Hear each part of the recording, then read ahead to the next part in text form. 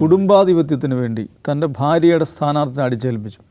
ഒരു സേർവിംഗ് പാർട്ടി സെക്രട്ടറിക്കെതിരെ ദീർഘകാലമായി പാർട്ടിയുടെ ഏരിയ സെക്രട്ടറിയും ജില്ലാ സെക്രട്ടേറിയറ്റ് അംഗവുമായിരുന്ന വളരെ പ്രധാനപ്പെട്ട അടിത്തട്ടിൽ പ്രവർത്തിക്കുന്ന കണ്ണൂരിൽ നിന്നുള്ള ഒരു ജില്ലാ സെക്രട്ടേറിയറ്റ് അംഗം, എന്താണ് അദ്ദേഹത്തിൻ്റെ പേര്, ടി കെ ഗോവിന്ദൻ്റെ പത്രസമ്മേളനം നടന്നുകൊണ്ടിരിക്കുകയാണ്.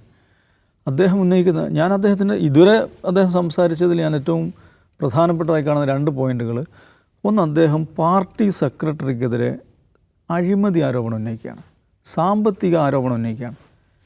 ഇങ്ങനെ ഒരു സംഗതി, ഒരു സേർവിംഗ് പാർട്ടി സെക്രട്ടറിക്കെതിരെ രാഷ്ട്രീയമായ ആരോപണങ്ങൾ അല്ലെങ്കിൽ സംഘടനാപരമായ വിയോജിപ്പുകളൊക്കെ ഉന്നയിക്കപ്പെട്ടിട്ടുണ്ട് പല സമയങ്ങളിൽ, പാർട്ടിക്കകത്തു നിന്നും അകത്തുണ്ടായിരുന്നവരും പുറത്തുള്ളവരൊക്കെ.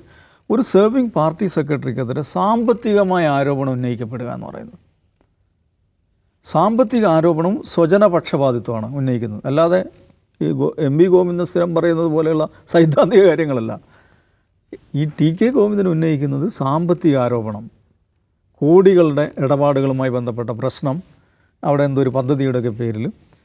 പിന്നെ സ്വജനപക്ഷപാതം എന്ന് പറഞ്ഞാൽ തൻ്റെ ഭാര്യയ്ക്ക് സീറ്റ് കൊടുക്കാൻ വേണ്ടിയിട്ട് അവിടെ ജില്ലാ സെക്രട്ടേറിയറ്റിൽ, പാർട്ടി ജില്ലാ സെക്രട്ടറിക്ക് അവരെക്കാൾ ഈ ശ്യാമളയേക്കാൾ യോഗ്യരായിട്ടുള്ള ആളുകൾ പാർട്ടി നേതൃത്വത്തിൽ സ്ത്രീകളായിട്ടുള്ള ആളുകൾ തന്നെ ഉണ്ടായിരിക്കെ തൻ്റെ ഭാര്യയുടെ സ്ഥാനാർത്ഥിത്വം അടിച്ചേൽപ്പിച്ചു എന്നാണ് പറയുന്നത്.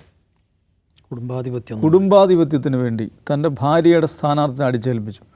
ഒരു സേർവിംഗ് പാർട്ടി സെക്രട്ടറിക്കെതിരെ ദീർഘകാലമായി പാർട്ടിയുടെ ഏരിയ സെക്രട്ടറിയും ജില്ലാ സെക്രട്ടേറിയറ്റ് അംഗവുമായിരുന്ന വളരെ പ്രധാനപ്പെട്ട അടിത്തട്ടിൽ പ്രവർത്തിക്കുന്ന കണ്ണൂരിൽ നിന്നുള്ള ഒരു ജില്ലാ സെക്രട്ടേറിയറ്റ് അംഗം.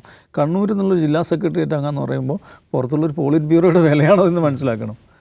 അദ്ദേഹം വന്ന് പത്രസമ്മേളനം നടത്തിക്കൊണ്ടിരിക്കുകയാണ്. ആൾ മത്സരിക്കുമെന്ന് പറയുന്നു, ആൾക്ക് കോൺഗ്രസ് പിന്തുണ കൊടുക്കുമെന്ന് പറയുന്നു. അപ്പോൾ കണ്ണൂരിലെ പാർട്ടി നമ്മളെടുക്കുമ്പോൾ അതിൻ്റെ ജിയോഗ്രഫിയിൽ ഏറ്റവും പ്രധാനപ്പെട്ട 2 കേന്ദ്രങ്ങളാണ് പയ്യന്നൂരും തളിപ്പറമ്പും. പയ്യന്നൂരിൽ മുൻ ജില്ലാ കമ്മിറ്റി അംഗം പാർട്ടിക്കെതിരെ മത്സരരംഗത്ത് നിൽക്കുകയാണ്. തളിപ്പറമ്പിൽ ജില്ലാ സെക്രട്ടേറിയറ്റ് അംഗം പാർട്ടിക്കെതിരെ മത്സരരംഗത്ത് നിൽക്കുകയാണ്.